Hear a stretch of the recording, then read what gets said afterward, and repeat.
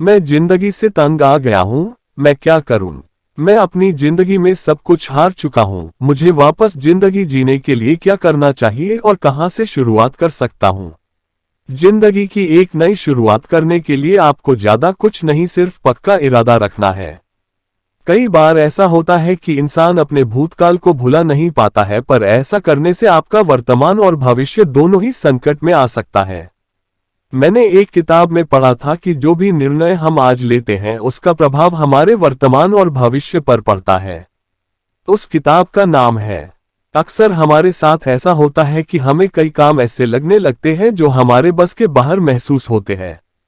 इसकी वजह है आपका लगातार कार्य में लगे रहना। हर रोज जो व्यक्ति एक रोबोट की तरह कार्य में लगा रहता है और बिना कुछ नया सोचे अपनी समझ का इस्तेमाल किए करता रहता है, उनके अंदर कई बार आत्महत्या करने जैसे ख्याल आने लगते हैं। इसकी मुख्य वजह है लगातार एक जैसा काम एक ही तरीके से करते करते बोर हो जाना या फिर कार्य मुश्किल लगना, क्योंकि तरीका पहले अपनाया हुआ करते हैं। खुद की कल्पना शक्ति का इस्तेमाल किए बगैर पारंपरिक तरीकों से कार्य करते रहने की वजह से जल्दी ही हमें बोरियत महसूस होने लगती है और आत्महत्या करने जैसे ख्याल आने लगते हैं। नंबर 1, अगर आपके साथ ऐसा हो तो आप निम्न कार्य कर सकते हैं। सो जाना। मैं यही करता हूं। ऐसा करना मुझे दोबारा सोचने की काबिलियत में सुधार प्रदान करता है। नंबर 2, चीजों को नए नजरिए से देखने और करने की इच्छा पैदा करना। नंबर 3, कुछ समय का आराम लेना और घूमने जाना या गाने सुनना। नंबर 4, अपनी समस्या को दोस्तों के सामने रखना और सुझाव लेना, बाद में खुद के विवेक के अनुसार उन सुझाव को अमल में लाना। ऐसे ही कुछ कार्य हैं जिन्हें आप कर सकते हैं। अगर आप सुबह सुबह कुछ नया करने का प्लान करते हैं तो यकीनन आपको कभी हताशा और आत्महत्या करने जैसे ख्याल का सामना करना ही नहीं पड़ेगा। ये वाक्य बहुत ही सुंदर है, शायद आपको उस पर गौर करना चाहिए। आपको जो भी जीवन मिला है उसमें आपको ईश्वर का धन्यवाद करना चाहिए।